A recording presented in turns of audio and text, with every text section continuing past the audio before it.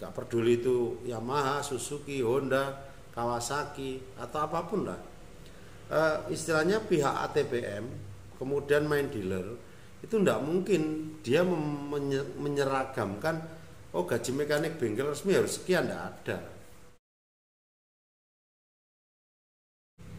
Assalamualaikum warahmatullahi wabarakatuh. Ketemu lagi di Santo SBM Channel.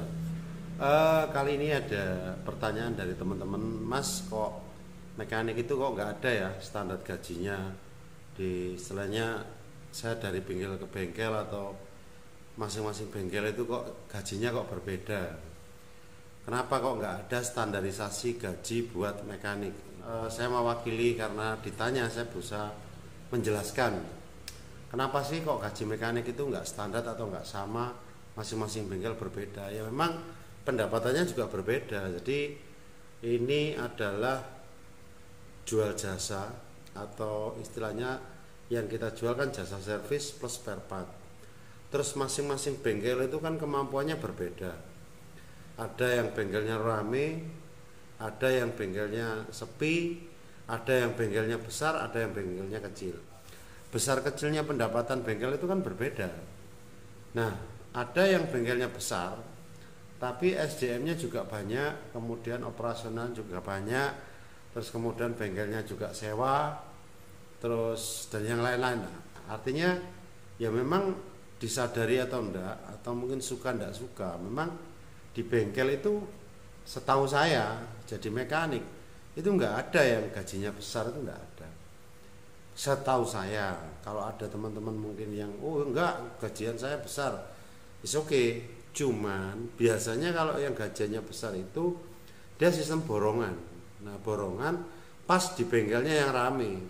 Nah, itu ada kalau di istilahnya biasanya bengkel umum. Banyak faktor yang membedakan.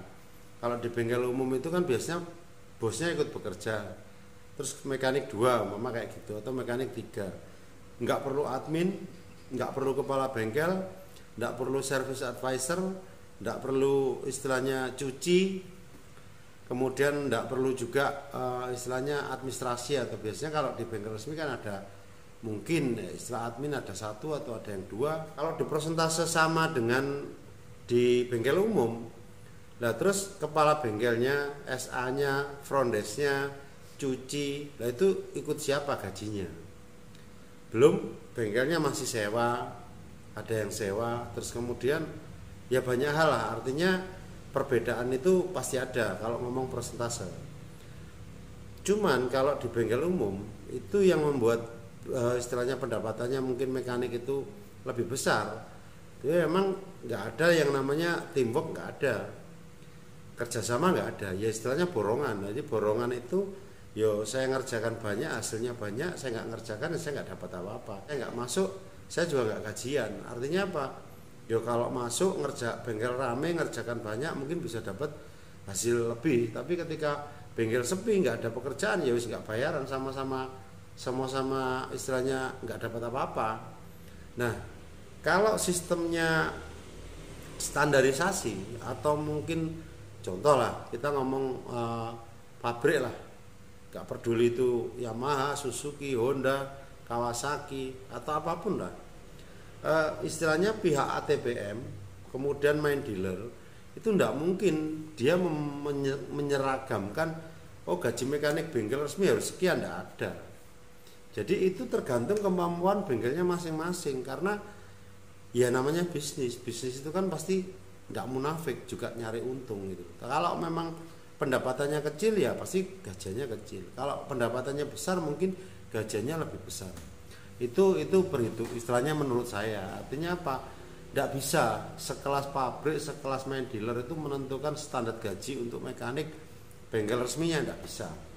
Apalagi bengkel umum itu kan beda-beda. Makanya yang bisa itu hanya menyesuaikan masing-masing daerah. Terus oh ternyata gaji mekanik itu nggak ada standarnya ya, atau standarisasi sekian. Tidak ada. Ya, itu sesuaikan semua dengan kemampuan bengkelnya masing-masing. Terus persentase kalau di bengkel umum itu istilahnya gini, ada bengkel umum yang pemiliknya juga ikut bekerja, terus mekanik juga bekerja. Jadi ketika yang namanya prosentase, saya sering bilang di video-video saya juga sudah membahas tentang sistem prosentase seperti apa. Tapi tidak apa-apa, saya ulas, ya istilah saya pertegas bahwa umpama 75% mekanik atau 25% pemilik, itu 75% itu dari jasa saja. Jadi dari ongkos kerja toh. Ya. 75% dari ongkos kerja, dan itu ongkos kerjanya daripada mekanik tersebut. Contohnya gini, pas bengkel rame terus bosnya ikut ngerjakan, apakah yang ngerjakan bosnya itu ikut dari kepersentasan? Enggak. Jadi bosnya yang masuk di bosnya sendiri kalau ikut bekerja. Artinya apa ya, memang hasil jerih payahnya sendiri, ngerjakan berapa, dapat jasa berapa, dia dapat 75%. Itu hitungan persentase. Jadi istilahnya tidak ada lagi 75% itu dari total jasa, enggak. Jadi dari jasanya mekanik itu 75%. Nah, pemilik dapat apa? 25%, kan kecil. Nah, pemilik keuntungan dapat dari istilahnya keuntungan spare part, sama ketika bengkelnya ramai terus pemiliknya juga ikut mengerjakan, itu masuk di pendapatan bengkel. Jadi jangan salah mengartikan bahwa 75% itu dari total jasa, tidak seperti itu. Oke, itu penjelasan tentang persentase ya. Kemudian yang kedua, kalau mekanik itu ngajak pembantu mekanik atau ngajak istilahnya teman yang baru, pemula untuk diajari, apakah pemilik bengkel itu gaji? Enggak. Biasanya itu ikut mekaniknya itu. Jadi ketika mekanik itu bawa pembantu mekanik, maka yang gaji pembantu mekanik itu biasanya mekaniknya. Itu kalau sistem persentase. Tapi kalau sistem gajian itu enggak, itu jadi beban pemiliknya. Oke ya, mungkin itu gambaran bahwa oh iya, kenapa kok nggak ada standarisasi. Bayangkan gini, teman-teman juga harus berpikir bahwa ketika teman-teman jadi pemilik bengkel, kan banyak yang terjebak orang yang nggak tahu bengkel, buka bengkel, terus kemudian mekanik digaji tetap umpama sekian, anggap aja 1 bulan berapa. Nah ternyata begitu buka di luar ekspektasi, oh kok sepi bengkelnya. Akhirnya apa? Ya nggak bisa bertahan lama. Pemilik bengkelnya bertahannya nggak akan lama. Nah caranya gimana? Caranya ketika bengkel pertama buka, ya win-win solution. Artinya mekanik itu kan kalau dihitung persentase, ketika bengkel baru buka dia nggak akan dapat uang karena bengkelnya masih sepi. Terus kemudian ketika dihitung gaji penuh, maka bosnya juga nggak dapat apa-apa, minus bahkan karena bengkelnya masih sepi. Nah, untuk yang teman-teman buka bengkel itu harusnya di depan sudah diomongkan, Mas, ini kan bengkelnya baru buka, sampean mau ikut saya, umpama ikut, oke, saya nggak bisa gaji banyak, mungkin saya kasih batas bawah. Artinya ketika bengkel itu nggak ada yang masuk sama sekali atau sepi, saat sepi-sepinya bengkel itu, saya cuma bisa ngasih sampean 1 bulan sekian, itu bisa. Artinya apa? Kalau umpama bengkelnya istilahnya bengkelnya itu masih sepi, pemilik juga nggak terlalu terbebani. Ketika bengkel rame, maka pemilik juga dapat untung, mekanik juga pendapatannya naik. Itu cara kan masing-masing bengkel kan berbeda. Terus kemudian cara yang lain adalah ketika mekanik itu bekerja pemula, istilahnya di bengkel yang baru buka, bilang aja, Mas, sampean tak kasih uang makan tiap hari sekian, selebihnya prosentase. Nah prosentasenya berapa? Ya terserah, bisa 70-30, bisa 75-25, bisa 60-40. Nah itu tergantung kesepakatan antara mekanik dengan pemiliknya.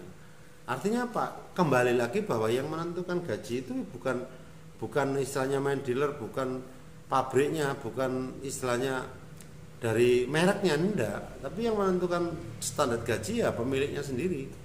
Contohnya apa? Ya itu tadi, nggak mungkin bengkel A, B, C itu gajinya sama, enggak. Kayaknya enggak ada persamaan itu. Yang jelas bengkel A hasilnya lebih banyak, kemungkinan pendapatan lebih banyak. Kalau bengkelnya lebih sepi, ya pasti pendapatannya lebih sedikit.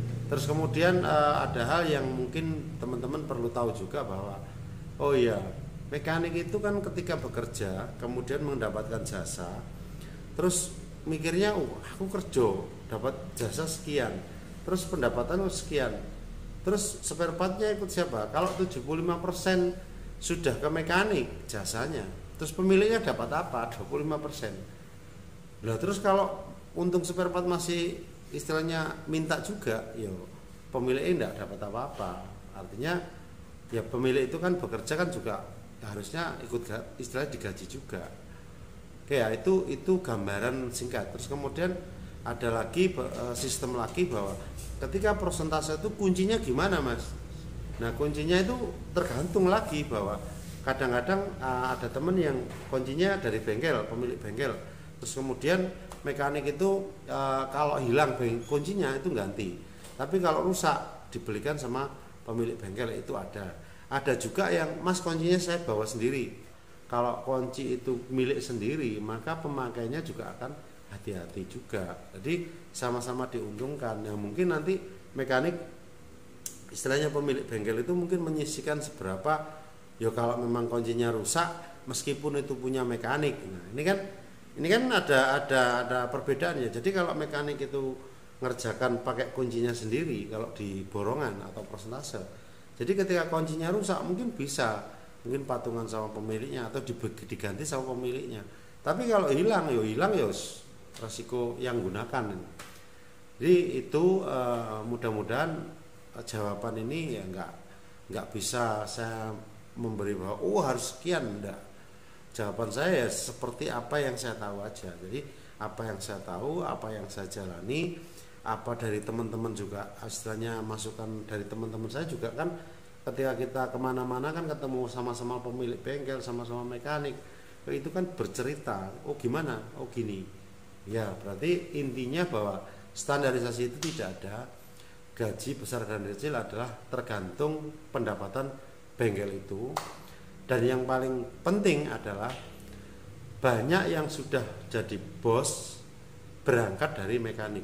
Itu aja yang saya garis bawahi. Jadi kalau mindsetnya memang pengen buka bengkel, pengen usaha sendiri, ya mungkin bengkel itu salah satu solusinya. Oke, terima kasih, semoga ada manfaatnya. Selamat belajar. Wassalamualaikum warahmatullahi wabarakatuh.